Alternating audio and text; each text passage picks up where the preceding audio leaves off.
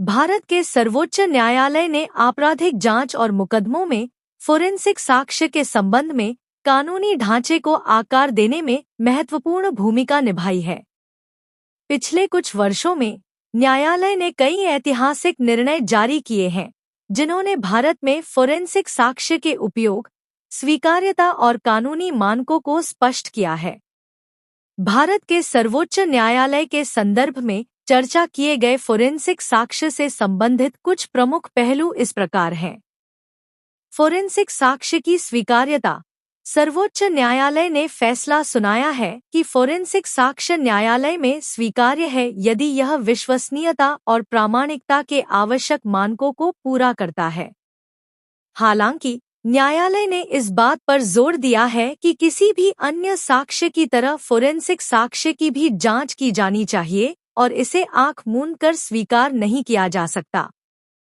DNA परीक्षण, forensic pathology report और ballistic विश्लेषण जैसे फोरेंसिक साक्ष्य किसी मामले में तथ्यों को साबित करने या नकारने में शक्तिशाली उपकरण हो सकते हैं, लेकिन उन्हें कानून के अनुसार ही संभाला और प्रस्तुत किया जाना चाहिए।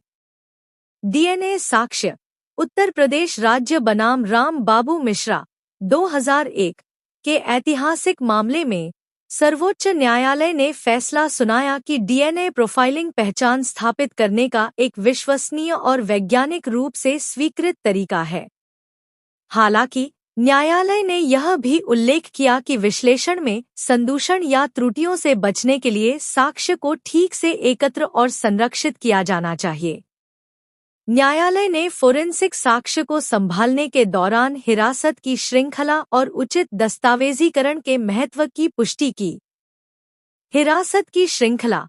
कई फैसलों में न्यायालय ने फोरेंसिक साक्ष्य के लिए हिरासत की उचित श्रृंखला बनाए रखने के महत्व पर जोर दिया है।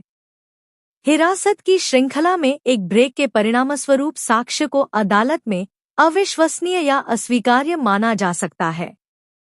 सर्वोच्च न्यायालय ने बार बार बताया है कि सभी फोरेंसिक साक्ष्य को अपनी अखंडता बनाए रखने के लिए कड़े प्रोटोकॉल के तहत एकत्र, संरक्षित और परिवहन किया जाना चाहिए।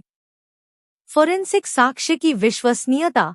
ऐसे मामलों में जहां फोरेंसिक साक्ष्य का उपयोग किया जाता है, न्यायालय ने इस्तेमाल की गई विधियों और प्राप्त परिणामों की वैधता स्थापित करने के लिए विशेषज्ञ गवाही की आवश्यकता पर जोर दिया है। न्यायालय ने साक्ष्य के अन्य स्रोतों, जैसे गवाहों की गवाही, परिस्थितिजन्य साक्ष्य या भौतिक साक्ष्य से पुष्टि के बिना फोरेंसिक साक्ष्य पर अनावश्यक निर्भरता रखने के खिलाफ भी चेतावनी दी है। विशेषज्ञ की गवाही।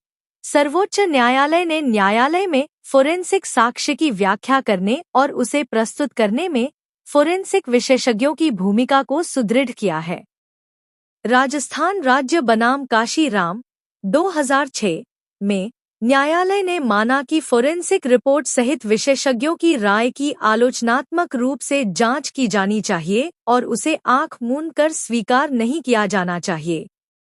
न्यायालय ने यह भी निर्दिष्ट किया है कि साक्ष्य प्रस्तुत करने वाले विशेषज्ञ की विश्वसनीयता की जांच की जानी चाहिए।